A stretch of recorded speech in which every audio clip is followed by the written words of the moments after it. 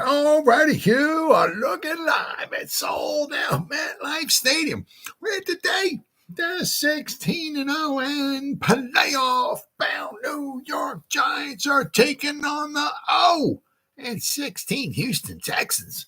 And why are the Houston Texans 0-16? Because they suck. They've been around since, 2002? Haven't even made it to a Super Bowl. No less won a Super Bowl.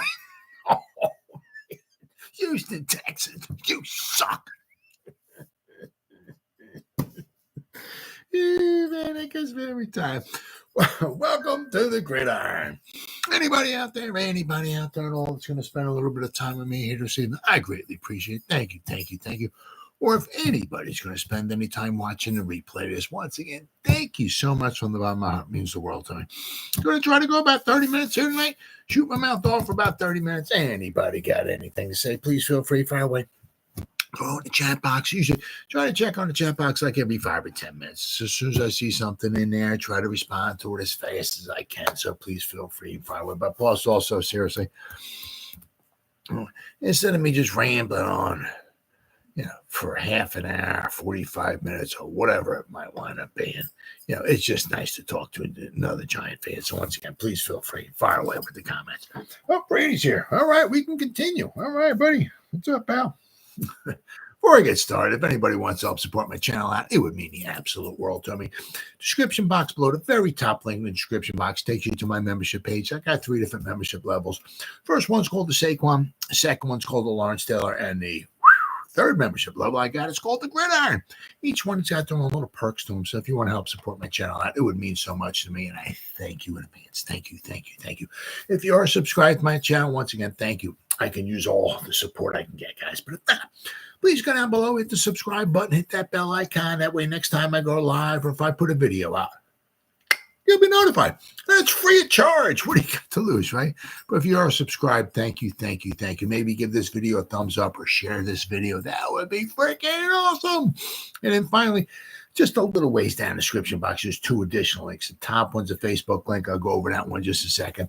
The one underneath it, I'm an old-time fart. Can't stand change. Just leave things the way they are. I'm too much of a moron to, start thinking and all of that stuff. I'm one of them, get off my lawn type old-time farts, right? The link, it's a Twitter link, right? It's always be Twitter to me. It's always been Twitter. We'll always, right? It's Twitter.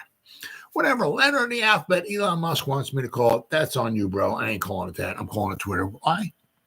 Because it's Twitter. Follow me on Twitter. I'll follow you back. That's an absolute promise. I try to put Giants-related stuff in my Twitter account every day. Not only that, then the link on top of it takes you to my Facebook group. It's called the New York Giants, the Gridiron. It's my Facebook group. It's doing simply marvelous, might I add. Basically, if I'm alive and breathing, and if I have internet access, I'm putting stuff in this group darn near 365. We have over 8,500 members in the group as well. And not only do I put stuff in this group, but the members post stuff in this group as well. So between me and the members, there's a ton of New York Giants information going in this group every day. It's called the New York Giants, the Gridiron. It's my Facebook group. Please join it. You won't be dissatisfied. I promise. All right. With all that stuff said and done and out of the way with. I think there's like some type of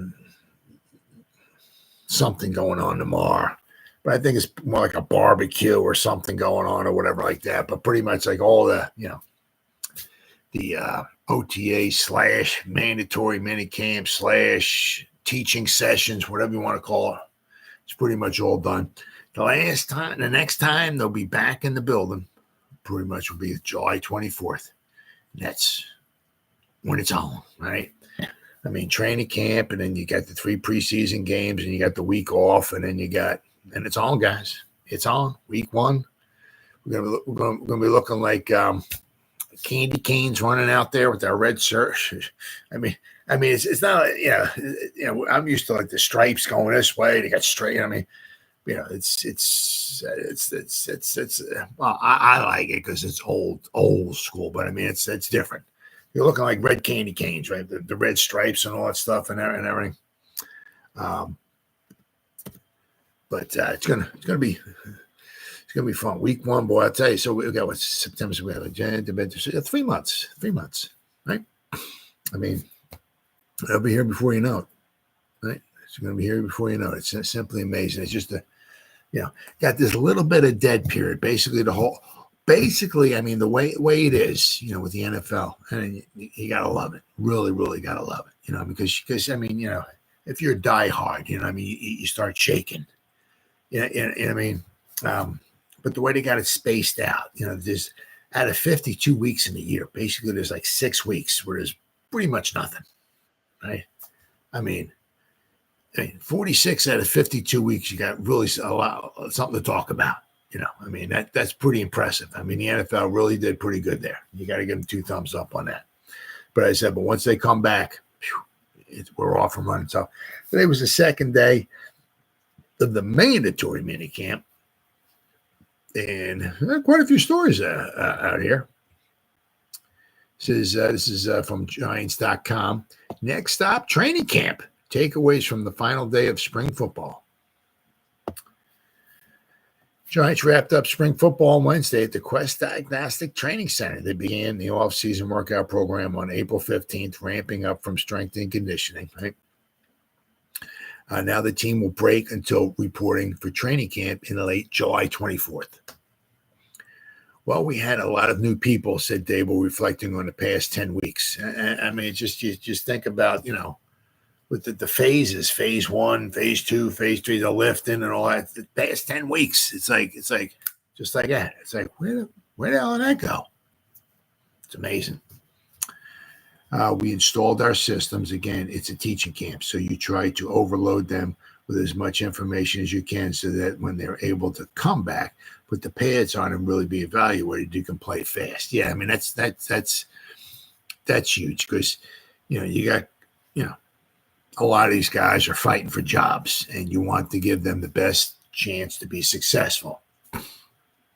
And, you give them as much maybe as you can now, and then you give them 6 weeks or whatever to go over it, evaluate it, whatever like that. So, when they come back, right, and it's July 24th, you don't want them to be reacting. You don't want them to be thinking. Right, just put the pads on and just go do what they're supposed to do, because obviously you start thinking that's not good. So I think the coaches did a good job of that. The players come out and competed and worked hard to pick up some new systems and some young players learning, getting more reps. So it's been a good camp. It's been a productive camp. A healthy Wan'Dale Robinson. I'll tell you what, this goes to show you, right, is that a lot of times it's that second year you come back. That's when you're like, you're good, or maybe even better than before. Wan'Dale Robinson hit GPS numbers that he hadn't hit before. At this point last year, wide receiver Wan'Dale Robinson was still rehabbing from a torn ACL that he suffered during his pretty much like his breakout game, right, when we were getting annihilated by the Lions. But he had his 9-catch, 100-yard game in week 11 when we were getting pummeled by the Lions.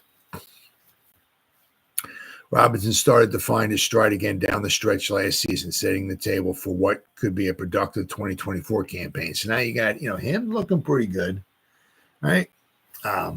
Coach was talking about, how impressed he was with what Hyatt has been doing. Slayton will be ready. And of course you got Malik Nabers. So, we got ourselves a nice little, group of, wideouts. I'm going to go over, some of the injuries that we got, but I would say it's completely night and day, Robinson said. Last year around this time, I wasn't running routes, barely sprinting. To come out here now and be able to go for a full practice and not worry about my knee at all, it's like I said, it's night and day. Robinson said he isn't just back to his old self, he might be even better. Now, it's just amazing how this is. I mean, whatever, you go along, whatever, you tear your ACL. and so they repair it. And then, quite possibly a lot of times the second season you come back and you're either as good as somehow, if not better, than you were before you tore your ACL. Crazy stuff, huh?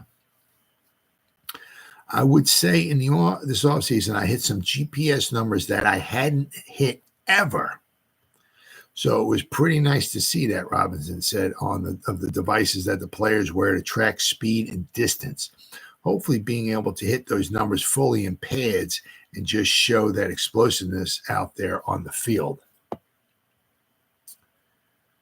And, of course, then we get Shane Bowen was speaking, right? He said defensive coordinator Shane Bowen addressed his players before it hit the final practice of spring football. He had a message for them. New is over, he told them. I don't want to hear new no more. It's not new anymore. We're still figuring it out, and we're still learning every single day, and it's been great work this spring seeing things. But the Giants defense is going to continue to evolve based on our personnel and what our guys do best. Bowen said the defense take some big strides, saw the defense take some big strides this spring and set the tone for what he expects to be a competitive training camp next month. I've seen improvement. I would say not enough, Bowen said. Like right now, this spring, I would say not enough. Again, it's 7-on-7 basically out there, and the rules and everything else that come into play. I think it's going to be more telling come August, but there is a lot of positions with our defense right now where the competition hopefully will continue to drive that. But I want to see guys grab these opportunities and run with them.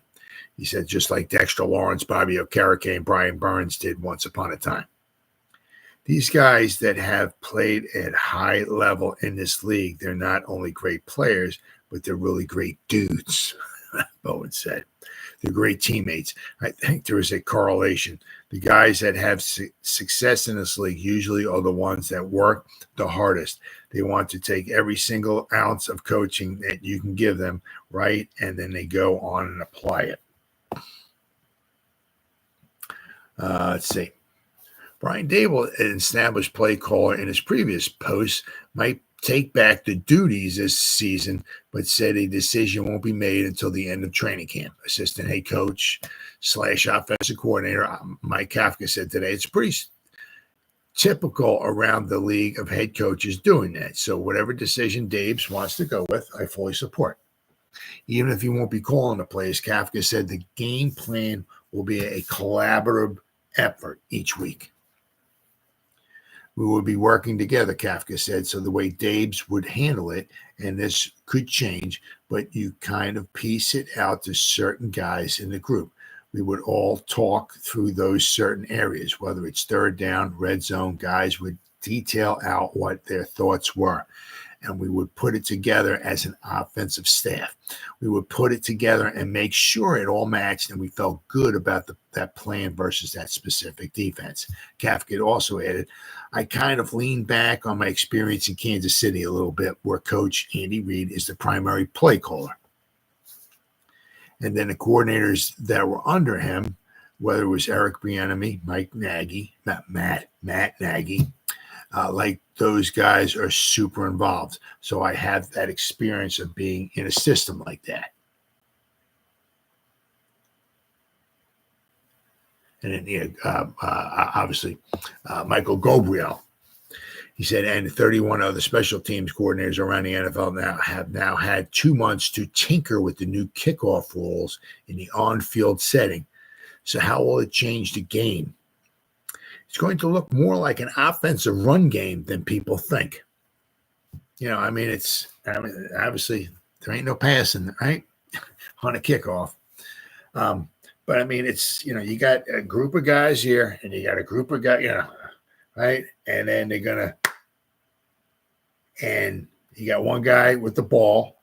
Maybe, it could wind up being, right, where, he gets the ball. The other guy, we've got two guys back there. The other guy's like a fullback, and he's like a lead blocker. If somebody breaks through, maybe he gets him. But, it's going to wind up being, being very interested to see how this works out, because if all you need is like a little crease, and I mean, because usually with the old kickoff rules, you got some the guys catch the ball and there's blockers here, but then there's a guy, they don't run down as a wall. I mean, there's obviously there's guys, but there's guys going in trying to contain guys on the outside, trying to funnel everything into the middle. But it's just not one line, where the guy breaks from the one line and he's gone. No, I mean, he breaks, maybe gets a little bit of hole. He runs past a couple guys, and there might be another one or two he might have to dodge, and then there might be another one or two after that or something like that, and then maybe he breaks into the open or something like that. I mean, it's going to be, really weird. I mean, to say the least, I mean, he's going to, I mean, if you're on the defensive side, I mean, doesn't mean that the 10 guys have to, go, run forward, right, into the blockers. I mean, they might have it, obviously, where, you have at the 10 guys on the wall, they could have maybe a couple guys pinching in. You could have, obviously, a few more guys dropping back, right? So you want to try to collapse everything. You don't want to just have it, 10 guys spread across the 50-yard field. That would be that'd be crazy, right? So, somehow they got to, playing it where, the defensive side, you try to, push everything into the middle and all. But, I mean, and you certainly, that would be just crazy, because if you got a line of guys and another line of guys and they just, meet, all you need is one offensive player, to push a guy out this way and another guy to push a guy out this way. And then you got yourself a hole, and the guy just goes through the hole, and it's like, with the kicker left. I mean, is that it? So it's going to be very, very interesting. You might get some big time returns early on. It's always going to be a work in progress, especially, you don't know how long they're going to keep these new rules. Could be for a while, could be forever. Who knows? But it's always going to be a work in progress, without question. Yes, it's going to be very, very interesting. So, I mean, you could certainly, without question, first, whatever, 2, 3, 4, 5, 6 weeks, whatever, you can see quite a few returns for touchdowns. But I mean, I said it's going to be interesting to see how they work it. How they set up not the return game, but the defensive side. As I said, it's like with the old. It's like the guy gets the ball and he runs, and there's a couple defenders around him, and maybe he gets through the defender, and then he cuts this way, and there's a few more defenders there, and then he takes a few more strips, and he goes this way and whatever to an opening, and there's a few more defenders there, and obviously after a while there's not many more defenders. Then you got the kicker, But so there's usually a couple of waves of players, and he's got to break through here or break through there or whatever. I mean, here it's like. It's almost like if you ever think, if you look back at the, I don't know, whatever, the Revolutionary War, right? I mean, as silly and stupid and as they had, the guys would march in a line. I mean, I don't know who wrote these rules. I mean, if you ever look at Revolutionary War, they'll line up, or it could be like the Civil War or whatever. I mean, they'll have a line of guys. Don't hide or nothing. They all stand wide in the open. There's a line of guys, and maybe you might have got one row of guys down on their knees firing, right? And then it might be somebody standing behind them firing. So you got a couple of layers of guys, but they're all in a line. They're all just standing. they shoot. Okay, now I got to reload. So you got guys standing there, reloading, and they're all in the wide open, right? They can get pegged at any time.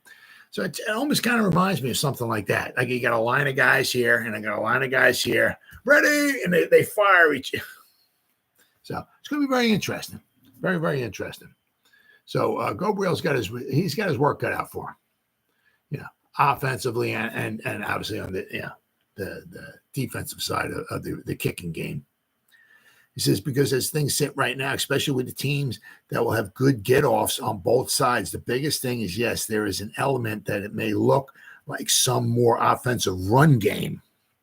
But the thing I've always coached our guys on is that the first offensive play of the series, basically it is, if you're returning it, right? It's the first offensive play of the series.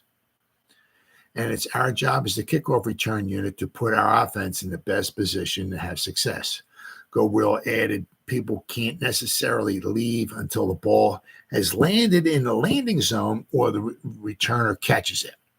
So if you think about it, that's, really what's irrelevant right now. It's hang time's irrelevant. It's not, because before, right? The kicker's looking down here, he looks over there, and he puts his hand down, then he takes his few steps up, right? And then he goes and he kicks it. Obviously, you want to kick it way high. So unless you're trying to kick it into the 37th row, if that's your object, you kick it as far as you can, touch back, ball, bring the ball out. There's no return. But if they are trying to get it maybe where the guy, because you try to get it, right? You try to get a nice high kick, try to get the ball to land around the 5-yard line. So the guy's got to come out of the goal, out of the end zone, catch it on the 5. But if you can get that nice hang time, right? So by the time he catches it, you should have half your team should be about 10 yards away from him, 10, 15 yards away from him. So by the time he starts running, right? If you got a good return, not a good return, if you got a good coverage team, right? You can have them inside the get them around the 15 to 20-yard line. But now it doesn't matter. You got to kick it 5 miles in the air. By the time it comes down, everybody's still standing there. They can't do nothing until it hits the ground or the guy catches the ball. So hang time's still going to be good for punts, not so much for kickoffs. Let's see. So you're going to see a lot more lower kickoffs, which is going to cause returners to have to cover more ground. What allows you to cover more ground is potentially putting 2 back there, which is I just hear a lot of that, because you figure, right? If you got a guy who's standing in the middle and you can drive it down, whatever, toward the corner. Obviously, you don't want it to bounce out of the sideline. You don't want that. But if you can drive it, kick it where the guy's got to run, and catch it, right? That would be an advantage to the kickoff team, the team kicking the ball. Now, there's still going to be elements where people will still put one returner there, in which case you've got to really challenge your returner, see how much ground he can cover, and see if you can get away with it. So, Gabriel was asked about Tyrone Tracy Jr. and Dante Miller, 2 rookie running backs with skills to be returners. And he was talking about them. He said, you talk about 2 young bucks that I'm excited to see what they do in preseason, Gabriel said. Both of them just tremendous human beings, number one, and so excited, so eager to put their best foot forward. Both have such a skill set to be good returners in this league. So it's funny. It's like whenever you are interacting with a new player or anybody potentially coming from the college game, you want to see how quickly their skill set translates. Fact of the matter, the rule change is different, and there aren't a lot of similarities. No, there's not. So it will be unique to see everybody, whether you're a rookie or a veteran, what they can potentially do. It's going to be different. It's without question. It's going to definitely be different. We got Big Blue Interactive. We got now here is this it? There we go. Yeah, see here, this one here. We get to talk about the injuries. And I think it's 9 out of 21. I'll go over that in just a little bit. Not very good. The second and last day of the Giants' 2-day mandatory minicamp was held on Wednesday at West Diagnostic Training Center in East Rutherford. The live contact was permitted during the minicamp. 7-on-7, 9-on-7, and 11-on-11 drills were allowed. When asked about what the team accomplished this spring, head coach Brian Daboll responded, "We had a lot of new people." Okay. Basically, it's all the same thing here. They signed Tre Herndon. I'm going to go over that. But then, let's see here, some practice notes here. The final practice of the spring was a light 1-hour affair. Andrew Thomas, Dexter Lawrence, Bobby Okereke, Brian Burns, and Azeez Ojulari were given the day off from team drills. Cornerback Tre Herndon intercepted a pass. Ooh, right? Thrown by Tommy Chicky Parmesan that was deflected by Darian Beavers. Well, I hope that guy stays healthy.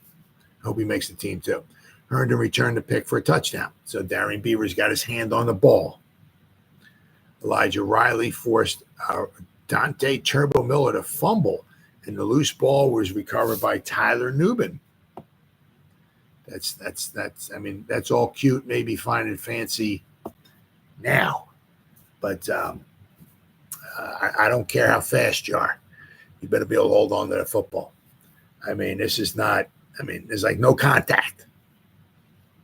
And somehow Elijah Riley got Dante Miller to fumble. So that's not good. It's cute now, but because we have too many running backs right now. And even if you throw one on the practice squad, we still have too many running backs. So just because you can run a 4.27 or whatever it is, if you can't hold on to the football, not good. All right, so now here's where we go. Here we go. Now this is where the 9 out of 21 comes in at. Giants include, I'm throwing Darren Waller in there, right? So if you go, whatever, go back 4 or 5 days, whatever, 6, 7 days ago, whatever. We had 21 guys between tight ends and receivers. Okay, 21. Here we are 4 or 5 days later, and 9 out of 21 are either injured or retired. 9 out of 21. Now, to be fair, Tyree Jackson, you don't know what they got. Ryan Dable's not going to. Oh, he fractured his collar. You're not going to.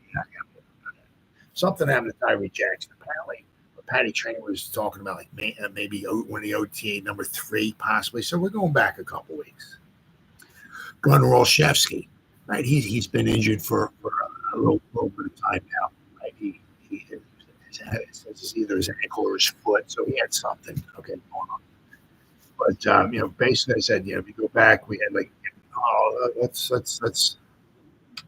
There we go, 21 guys, and once again, I'm throwing Darren Waller in there. Okay, who's not with the team, who's not in football anymore. But so we got Malik Nabers, Allen Robinson, Isaiah Hodgins, Dennis Houston, Bryce Ford Wheaton, Johnny Giles, Chase Cota, Miles Boykin, Jalen Hyatt, Darius Slayton. That's 10.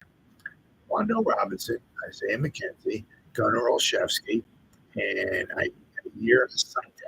Right, so that's 14. Okay. Then we got Darren Waller. No longer with the team. I get that.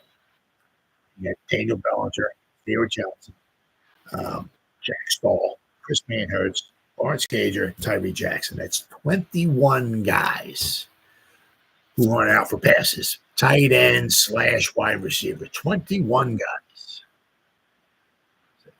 And out of the 21 guys, injuries. Right? So Waller retired. So now we're only down to 20 guys, right? Waller retired. Darius Slayton, an unknown injury. Isaiah McKenzie, apparently an unknown injury. Gunnar Olszewski, the foot and ankle. Bryce Ford Wheaton, sprained shoulder. Chase Cota broke his collarbone. Daniel Bellinger, an unknown injury. Jack Stahl, an unknown injury. And Tyree Jackson. So we got actually, we got 4 tight ends. That's what's Waller retired. Bellinger, Stahl, and Jackson. 4 tight ends. Either a little dinged up or whatever. Yeah. And then we got 5 wide receivers that are injured. 9 out of 21. Wow. All right. But the plan is what Dave was talking about is that hopefully everybody planning on, hoping on everything. Said everybody comes back, time for training camp, and everybody will be okay. He was talking about hopefully quite possibly Gunnar Olszewski being ready to rock and roll for that. All these other guys, obviously Chase Cota broke his collarbone. He could be, bye-bye, right? it stinks. It's really, really, really stinks because one thing Patty Trainer was kind of talking about. Okay, and I'm not sure. If it was Coda or she was talking about Bryce Ford Wheat. Might have been Coda though. The reason why he quite possibly got injured was because of the throw. And actually, she was talking, I think, about a couple. The throws were not very good. So basically, the guys are like lunging or diving or whatever for the balls, which they're supposed to do anyway. I get it. I get it. But, where there's no contact, the throws were not very good. So you got guys like diving, lunging, or whatever for balls that weren't on target. You guys go down. And actually, in Coda's, he was down for a little while and he got carted off the field. So apparently, this season might be over. But as I said, the anticipation. So he was talking about Bellinger. He said something happened to him a little while ago. That's why he hasn't been taking reps. I'm kind of hoping Neal, 6 weeks time will be ready to go. So that's what they was pretty much talking about. But we had quite a few injuries here that they were talking about. I know, shocking. New York Giants and injuries. Oh, yeah. So what else we got here? They were talking about Evan Neal with his ankle. He was riding a bike, but he didn't participate. And actually, Patty Trainer was kind of, I don't know, she's there seeing it. Standing like way from the field, from his teammates, from everything. He's like, I don't know. The way they're putting it, it's like he's like in another stratosphere or something like that, standing. Like looking, it's like, why is he like 100 yards away from everybody? So apparently he was on the sideline riding a bike and everything like that, but he was like nowhere near, near the playing field. Horn, defensive lineman, he has apparently some issue with his knee. Outside linebacker Benton Whitley, he's got a problem with his foot and ankle. Micah McFadden, inside linebacker, obviously an unknown injury. Isaiah Simmons, he has an unknown injury. Trey Hawkins, an illness. Aaron Robinson, possibly, if we're lucky, he might be back on the field maybe when July 24th rolls around. Now, the problem with him is that he's coming back from the ACL, the MCL. Again, I don't remember. It was a partial tear, total tear, but according to Paul Dottino, it was a bad injury, very bad injury. He missed all last season. So he got injured. It was about 18. We had this surgery about 18 months ago. So the problem is, can he run? Oh yeah. Can he walk? Oh yeah. Can he do everything? Oh yeah. Can he do it at an NFL level? That's the problem. Now the thing is that this would be his fourth season. They didn't. Shane and Dable, whatever. They didn't draft him. You can't make the team this year. It'd be kind of interesting to see. Put him on the pup, and they try to want to keep him around for maybe next season because the few times he was on the field, he was productive. But we're going back a couple years ago, right? The problem is that every time he was on the field for a little bit of time, then he got injured. Then he came back and he got injured, and then he really got injured, and then he's missed like a season and a half. So. He'll be able to run and everything, but can he do it at an NFL level? That'll be interesting to see. And if he can't, did the Giants just cut the ties with him, or did they try to keep him around for another season to see if maybe, somehow they can keep him around for and give him another year to be on the mend? We'll have to wait and see. Thomas Oliver, cornerback, he had some type of unknown injury. Javarius Owens, he had an unknown injury. Did not practice or they were limited.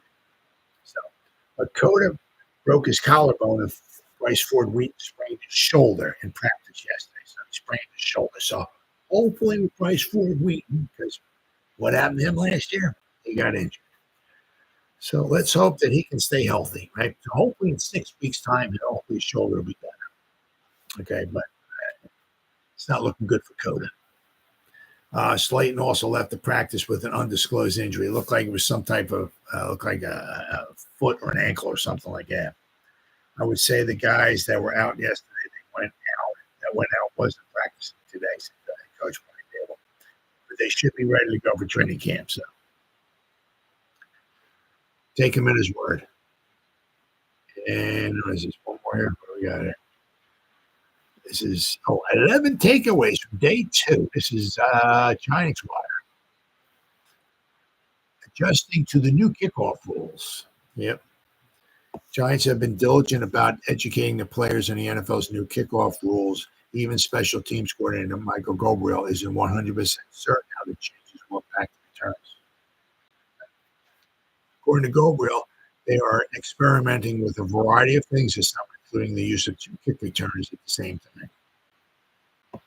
It's going to be interesting. I mean, it could be good for the Giants.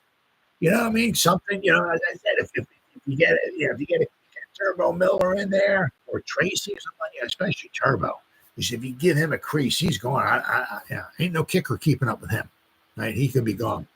But the problem is that it could be the good and the bad. Could be one play.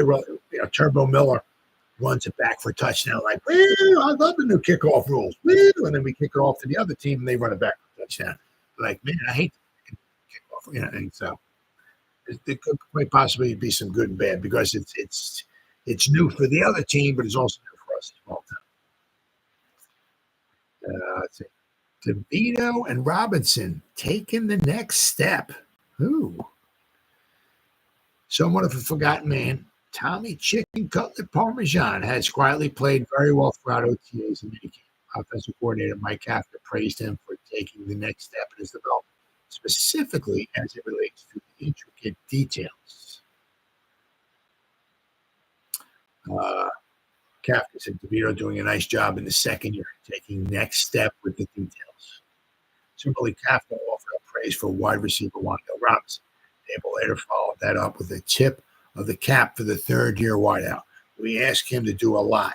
He's smart, runs a variety of routes, good football player, Table said. So, all right, what else we got here? Nabers right on schedule. Rookie wide receiver Malik Nabers has stolen the show early, but the Giants aren't ready to put a crown on his head just yet. However, Kafka said Nabers is right on schedule for his development head of training. He's doing a nice job. Kafka said he's a rookie, so he's right on schedule. He's got a lot to learn. He's learning our system. He's learning how we do things and how we practice. He's doing a real nice job. He's making plays when those opportunities are available. So I'm happy where he's at. Dable quite possibly call plays. Brian Dable has repeatedly suggested the decision on a regular season play call has not been made yet. But he's been handling those duties in every open practice this spring so far. That continued on Wednesday when Kafka, who was promoted to assistant head coach this offseason, taking the high road. It suggested he's serving as a compliment to Dable. Whatever decision Dave decides to go with, I fully support, Kafka said. It's a collaborative deal from day one. It's been that way. Now, the thing is with him, with him being assistant head coach, he's going to learn different things. So quite possibly, maybe next offseason, if he does the head coaching route again, right? If he gets a couple interviews, he'll have some bolts in his holster, he'll have some more stuff on his resume, right? And just calling plays. He's called plays, but he'll be in different meetings. He'll see how things get done, how things get set up, and all that and everything. So he'll have more on his resume. So that could quite possibly be, a better chance of maybe getting a head coaching job. Because you also look, the Giants didn't want him to leave to do that lateral move to go to Seattle, basically to call plays there. So they gave him a little bit of up the ante a little bit and gave him an assistant head coaching job, right? So sooner or later he might want to be being gone, but It also interesting to see if he doesn't get a head coaching job like this next time. If something opens up, we can call plays. Be interesting to see if he does wind up taking something because he says right now, it's whatever they want. But inside, he probably wants to call plays. So if something else opens up, and he can maybe call plays. Be interested to see what winds up happening. But I think if Dable calls plays, that'll be the best for the Giants. What else we got here? Oh, the Shane Bowen defense. What will a Shane Bowen defense be like? I think we're multiple. There's going to be multiplicity in the back end, Bowen said. We're going to have some fun variation depending on the down and situation. Ultimately, scheme for me is finding what plays best. We've got to do a good job as a coaching staff of figuring that out. Bowen also stressed fundamentals, but noted that for defensive backs, a few new wrinkles may be added in. Defense is no, Bowen brought this up though. Yeah, he said, defense no longer new. While Bowen's defense largely remains a mystery to those on the outside, it's no longer new to the coaches or the players. The transition from Wink Martindale to his new scheme is now complete. The last time the Giants' defense was new was 9 weeks ago. Bowen said it was a new defense 9 weeks ago. Now it is not new. It is the Giants' defense, which will evolve as we figure out what the players can do. It is not the Shane Bowen way. We will grow and learn together. Bellinger being held back. Following practice on Tuesday, tight end Daniel Bellinger explained that he's taken some reps off this spring to get the rookies and young players a little extra on-field work. Well, there's something wrong with them.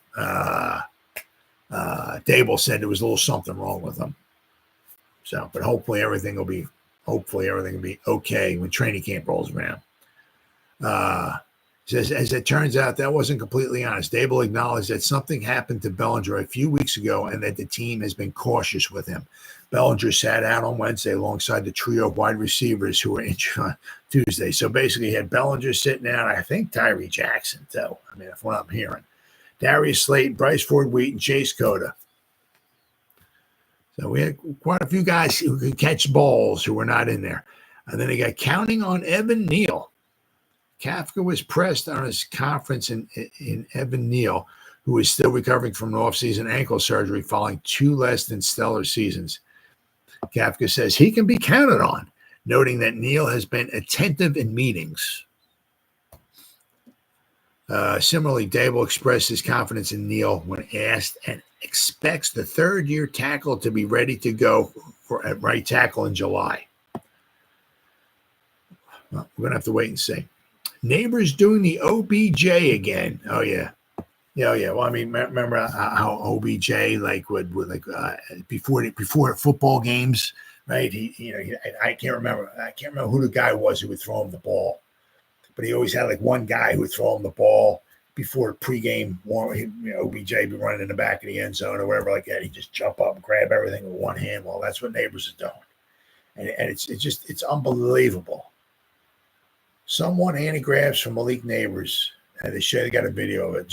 He just something it makes it looks ridiculous. How he can just run up with one and just grab them. It's just, they're not bullets. I get it. But they're kind of lobbed up and everything. But just from one-handed, it's just amazing. Absolutely amazing. I would definitely, without question, look for, some interesting things from Mr. Nabers as we go forward. He certainly looks like a real good talent. Now we got here, of course, now we're talking Daniel Jones. We're talking no love for no Daniel Jones. And I get it. That's the story of his life. I even get the feeling that there's some people out there that if Daniel Jones, not going to happen. I get it. I'm just throwing this out there. With some people out there, Daniel Jones won the next 5 Super Bowls. The Giants never lost a game in those 5 seasons, that there'd be still people putting Daniel Jones as the 32nd rated quarterback. It's It really is. It's really rather silly. But this is PFF ranked all the quarterback rooms. Okay. And the Giants, well, I thought we'd be 32, but we're only 31. we're 31. I think it was the Raiders. Is it the Raiders here? Let's see. I had it up here on. Let's see. Projections. No, that's not it. Now, hold on.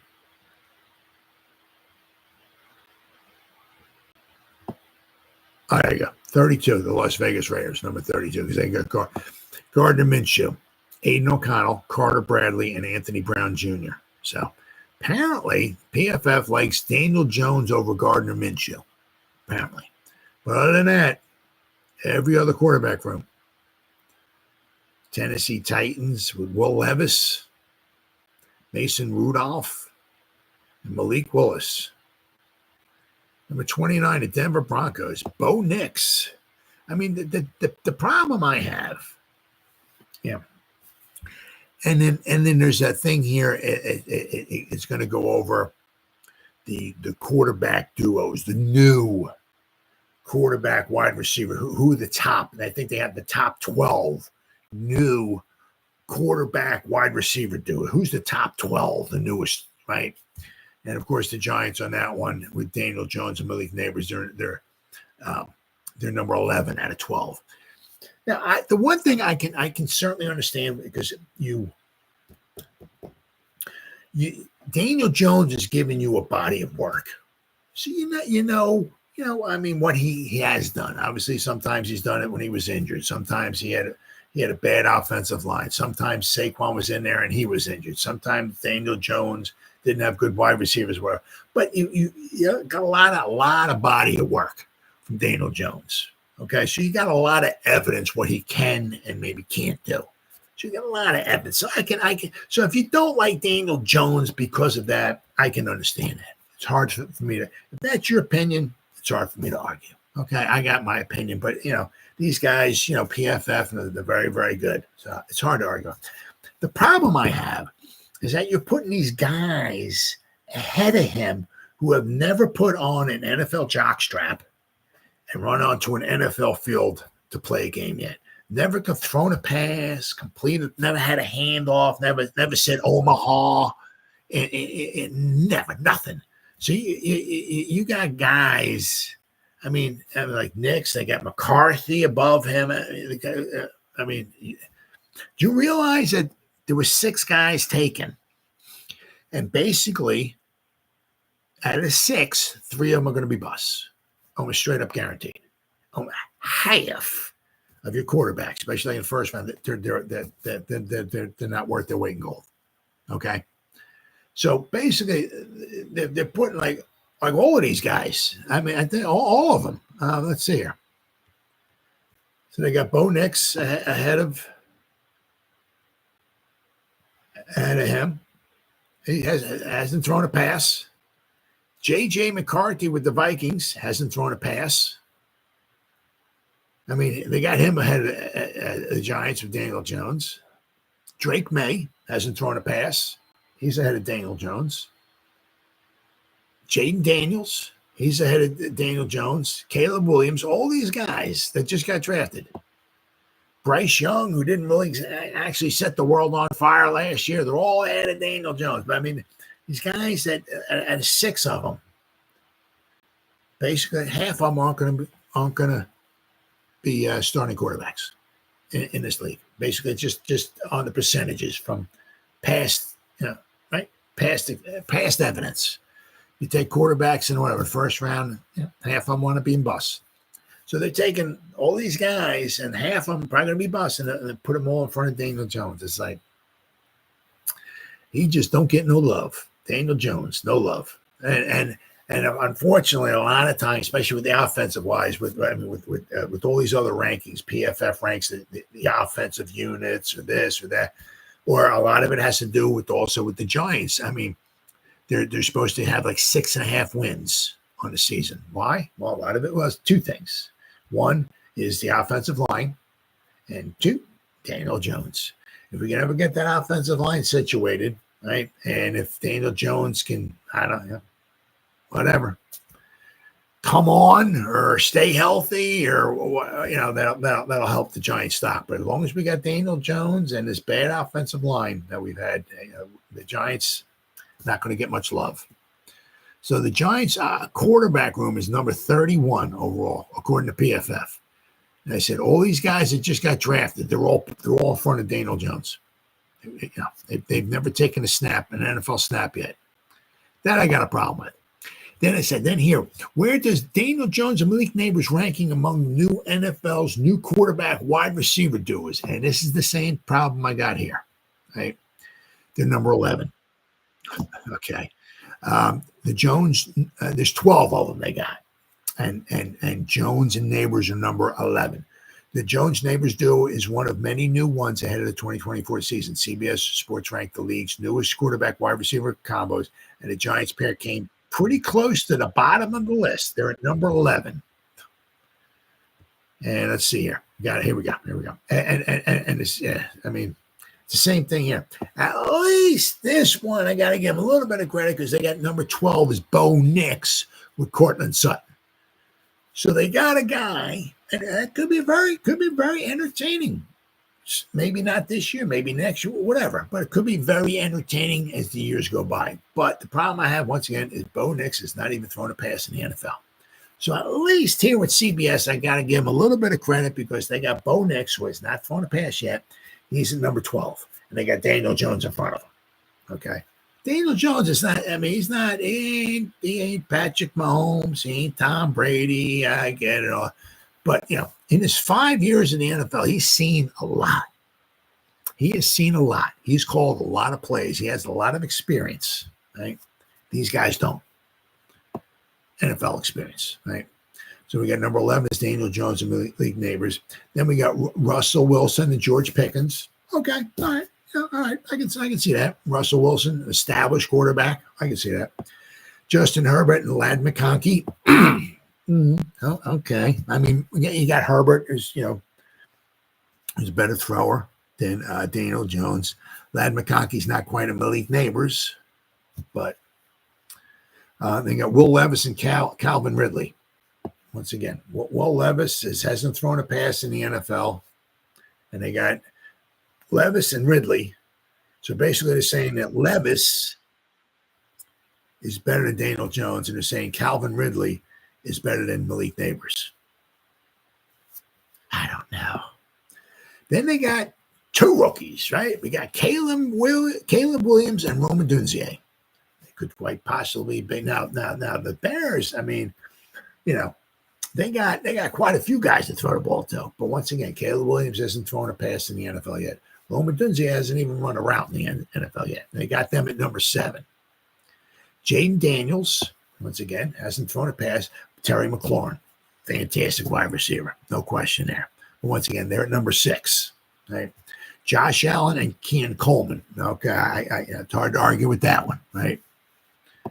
Let's see, J.J. McCarthy. He's a number 4. Now, the thing they got is they got him thrown to Justin Jefferson. See, the thing is, you don't know who we playing week 1. Sam Darnold, or is it J.J. McCarthy? Who's throwing the football week 1? Right? But they got J.J. McCarthy and Justin Jefferson as somehow you got me here. According to CBS here, they have Jefferson's projected receiving stats from J.J. McCarthy, who threw didn't throw a ball a lot. In Michigan because he wasn't asked to. But apparently Jefferson's projected receiving stats, he's supposed to have 105 receptions for 1,570 yards and 7 touchdowns. And I guess this is all coming from J.J. McCarthy. J.J. McCarthy's going to get Justin Jefferson 105 receptions. Not too tall of an order, huh? Kirk Cousins and Drake London. Okay. All right. Kyler Murray, Marvin Harrison Jr. I can see that. Marvin Harrison Jr. is a stud. Kyler Murray, is a good quarterback. Still not 100% sold on him, but he's a very good quarterback, right? And C.J. Stroud and Stephon Diggs, so that could be a thing of beauty. I mean, especially if C.J. escalates his game from what he did last season, right? Because it was a fantastic season, and now he's got himself a dog with Diggs. That could be pretty intense. But once again, I said the problem I have is that you're putting these guys who've never even thrown a pass in the NFL yet, putting them ahead of Daniel Jones. Ugh, that's a slap in the face. That's a slap in the face. All right, now what do we got here? What's next? Oh, and of course we signed cornerback Tre Herndon. I mean, it's going to be some good depth. He also had what did he have? Special teams play. He's not last season. He graded out pretty good, right? But he's not a spring chicken, right? He's not over 30, but but some of his other seasons he graded out okay. Nothing super spectacular, but I mean it'll be some competition. Right, nothing to get overly excited about, and at least the one nice thing is he's got some experience, right? He did have that interception, and he has some special teams experience, and I'm sure he's on the cheap too, so he didn't cost the Giants a lot. So, and once again, competition brings out the best in everybody. So we got. I mean, did I exit out of that? No, I didn't.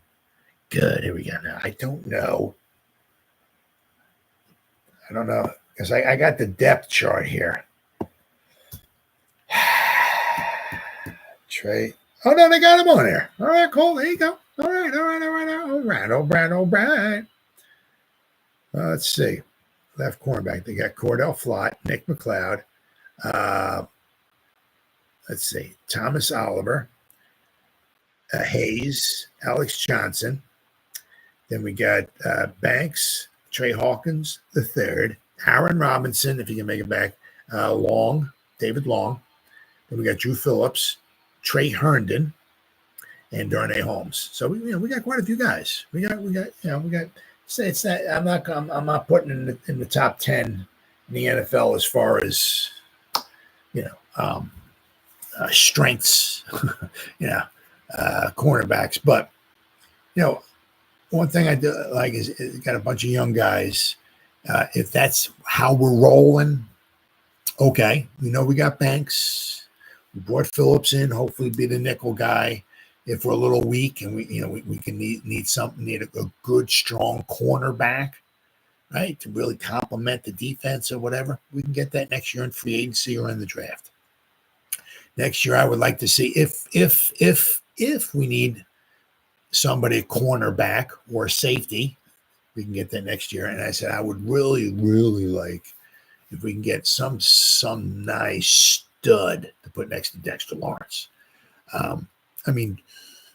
Jordan Riley has been getting some opportunities. Ryder Anderson has been getting some opportunities and all, but if we can draft. See, the thing is, if you can draft somebody, the good and the bad, if you draft somebody, especially like a second round, they'd be cheap. Okay. But you don't know exactly what they can do because they have no NFL experience. If you go out and get somebody, I don't know what free agents would be available, obviously, next season in the defensive line. That I don't know. But if you go out and get a free agent, what they can do in the NFL.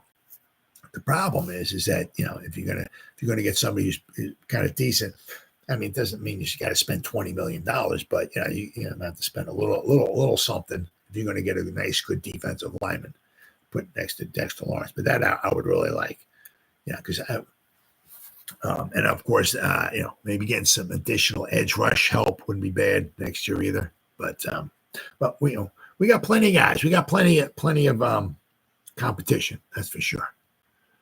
All right, and then that's it. Tre Herndon. He was 28. Okay, so he originally signed with the Jaguars as an undrafted free agent out of Vanderbilt in 2018.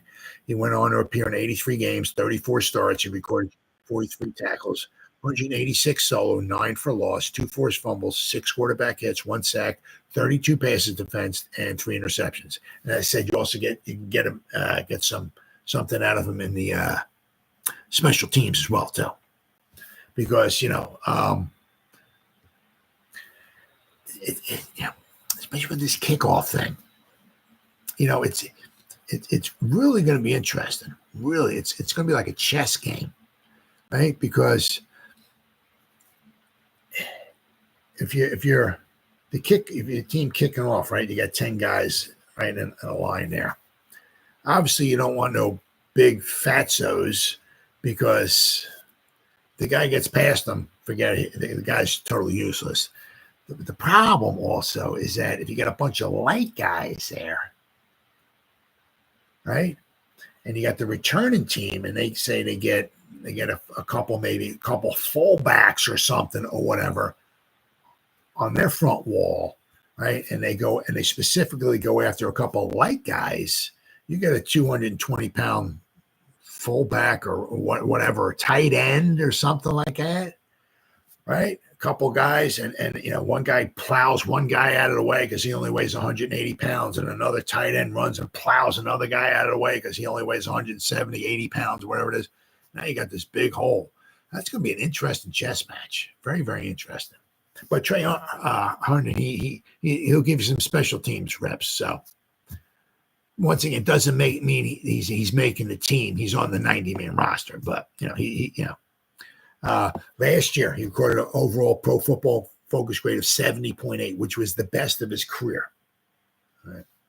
He had a pass rush grade of 87 and a coverage grade of 73. So, but last season was his best grade in the NFL. According to PFF, right? So it says we got a lot of guys. All right, and then finally, we got 4 guys here who could possibly be trade candidates. Now, who might that be? Well, guys, you know, Boogie Basham, right? Said a year ago this is from GNHQ. A year ago during training camp, the Giants made a trade with Buffalo to acquire Boogie Basham, and he moved him, and he thought would help with the pass rush. Before 2023, Basham had 4.5 sacks in his 2 seasons with the Bills. So the expectations was that he can make somewhat of an impact for the Giants up front, but said yet it was not to be for Basham, as he didn't record a single sack in 2023 for the Giants. In 13 games he appeared in. I mean, he didn't even get anything. He didn't even get a pressure, according to PFF. He was only in 194 snaps. Okay. Right, is this defense? 85 pass rush snaps. He didn't get one pressure. He didn't get a sack, a hit, or a hurry. He did get 7 tackles. Okay.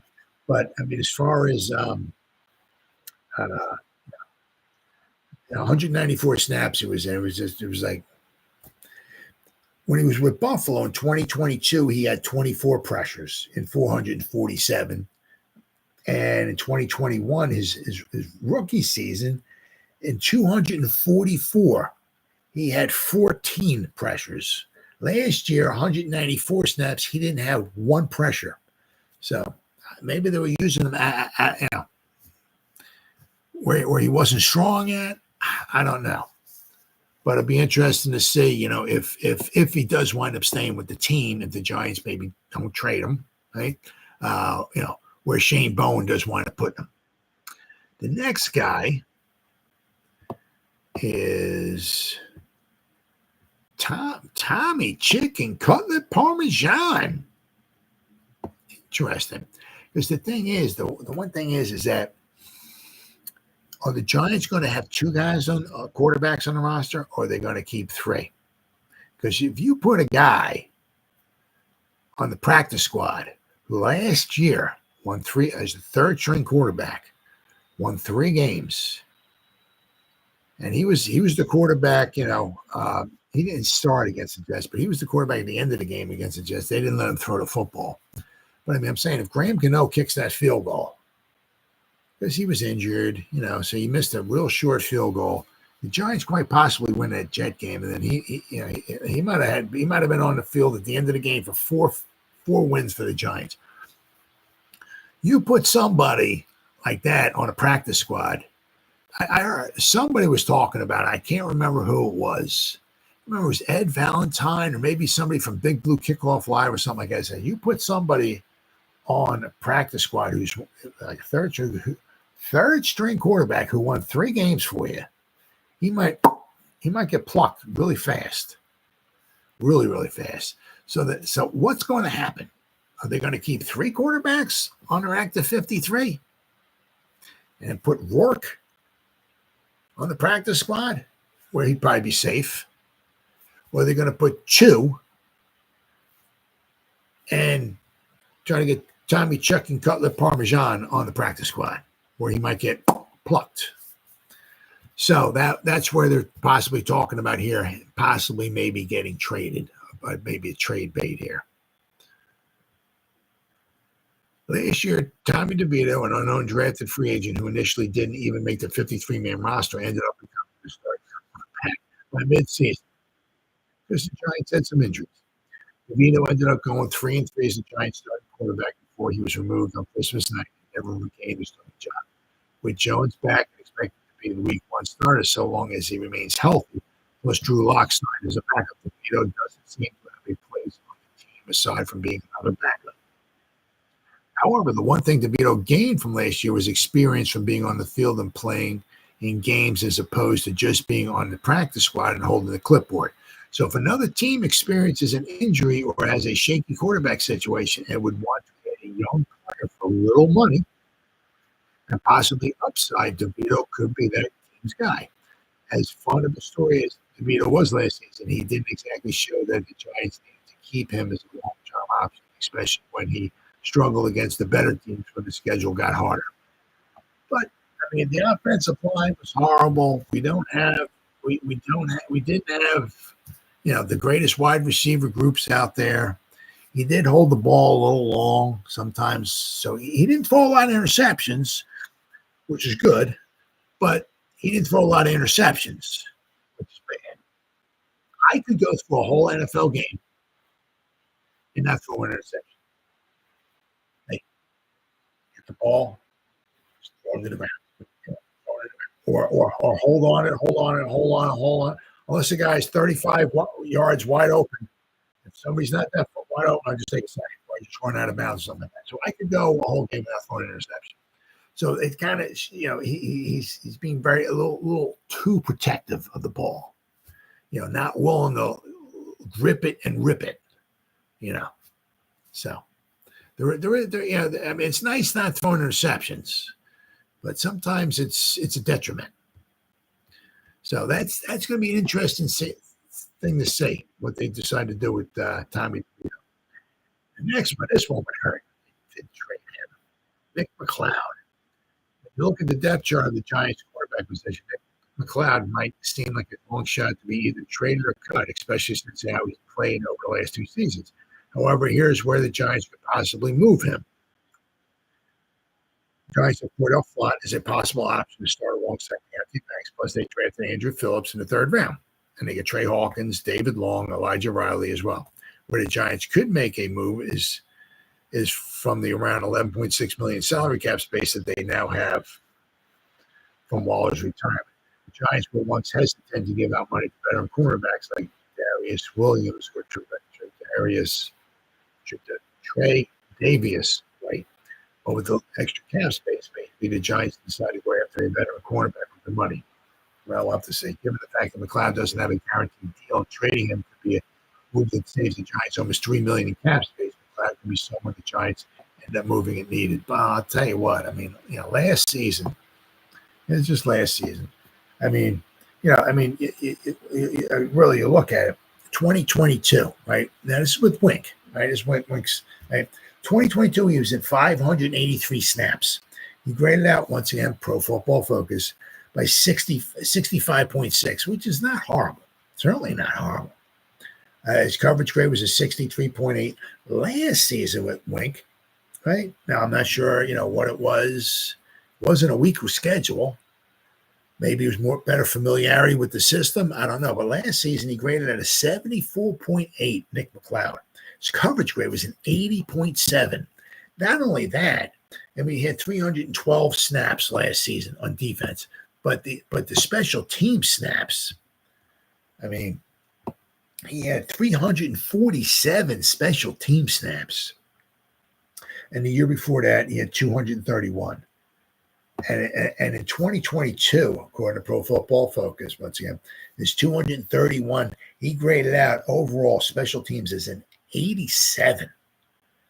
I mean, so, if you get rid of him, I can see, of course, you're $3 million, but I mean, you're going to get some good special teams play from him. You're going to get some good quality defensive play from him. Right? How old was he? Plus, he's from Notre Dame. So I got a soft spot in my heart from anybody from Notre Dame. He's 20. He'll be 26 on July 9th. So he's 26 years old. My goodness.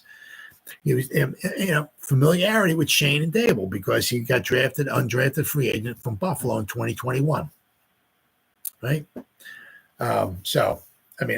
It'd be a shame to let him go. I mean, what they said $3 million. I can see we'd wind up trying to save a little bit of money, but man, it'd be a shame, I think, to let go of him because I think he's one of your core guys there.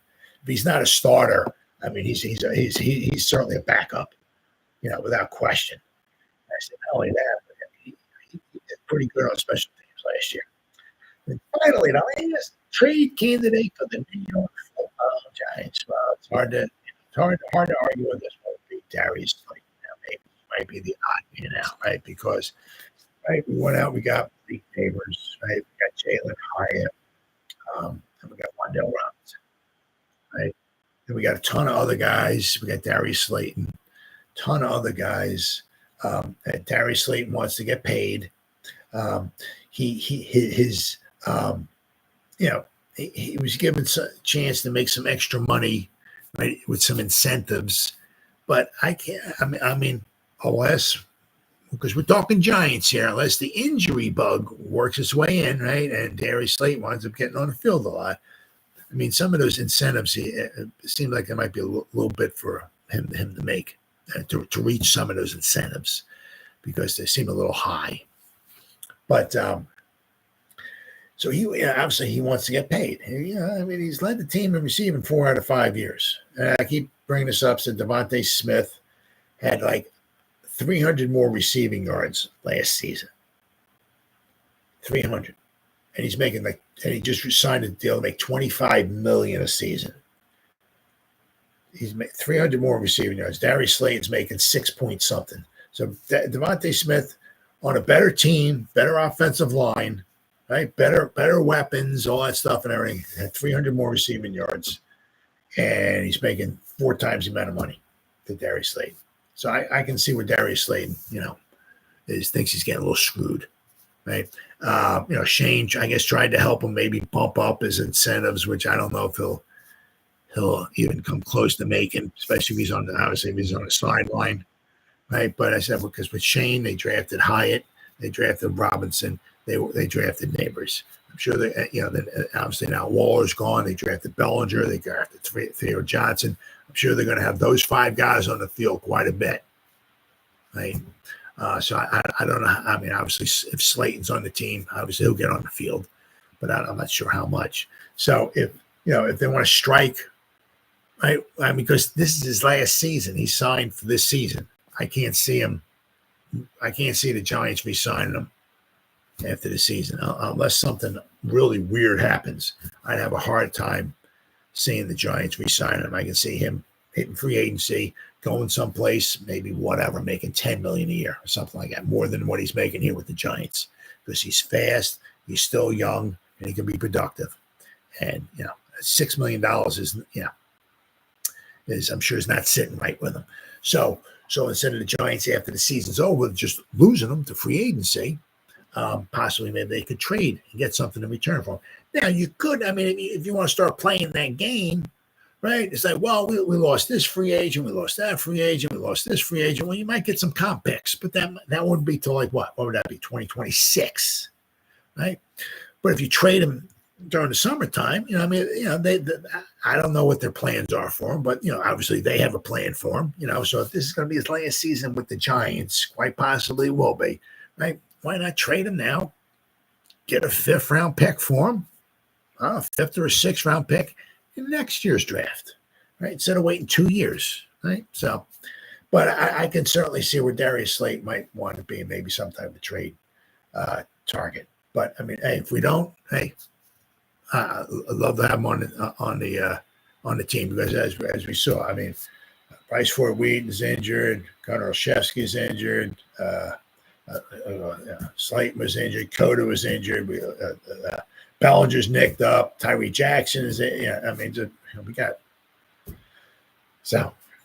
All right, guys, been 1 hour and 14 minutes. Whoever spent any time listening to me live, thank you. Or if anybody's going to spend any time watching the replays, once again, thank you so much from the bottom of my heart. It means the world to me. Thank you. As always, you guys stay safe out there and go Giants. Woo!